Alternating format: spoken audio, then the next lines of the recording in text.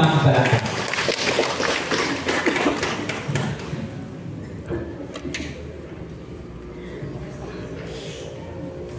Tidak na punta. May hapon. Wala na. So akong topic karon mo kini writing. Pila ka ni kaklase ang iba creative na no? Muna bitawag creatives. So time, talent, and treasure. So atong pag-iusgan kini treasure kay itang tanan nag-comply man siguro sa time and talent. What? So time plus pag-alaga, time plus pagkanta, time sa pagsimba, time sa pagkatikista, time sa basic, time sa pamilya. So, kuha na nato.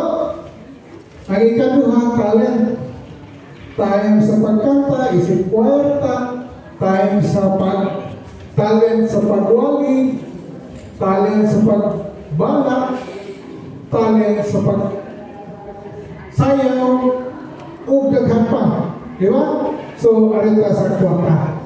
Treasure. Pagkana, kung man ang santos ng misa o dili mo. Sorry. Yara na eh.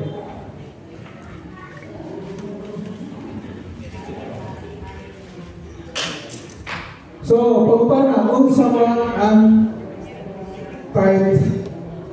Ikaw eh, kung saan yung tithes na eh? Kung saan may imong nahon. Dasa balik sa Diyos. Imong hangat, balik sa Diyos. Ang tithe mo ang pagkuha o paghatag sa ikahapulo sa atong kinitaan o sundo. O mao kini ang balaod sa Diyos alang sa iyang mga piniling katawhan sa daan kasabutan. Ang piniling katawhan sa karaan kasabutan mao ang mga Hudiyo. 1 Hari 11:13. Salmo 100. Kay 11:14 o Roma 11:28.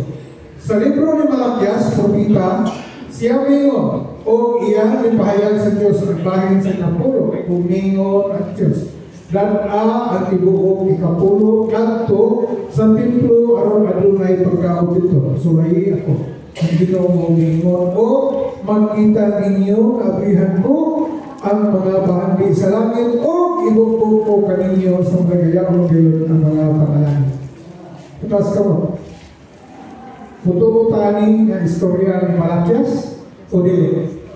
Oo. Tignan mong itingaw, mutuan? Good. Praise the Lord. Kinsa ang atong hatagan o ang urawat sa kapulo nga atag nito sa Ginoo? Kinsa ang hatagan? Ang pare. Mabasa ba sa mga kasulatan nga pare yun ang hatagan? Mabasa. Honi. Tubag ang mudawat sa halat sa kapulo ang ihatag ngadto sa Ginoo mao ang mga pare. Sumala ni Propeta Ezekiel 24:30.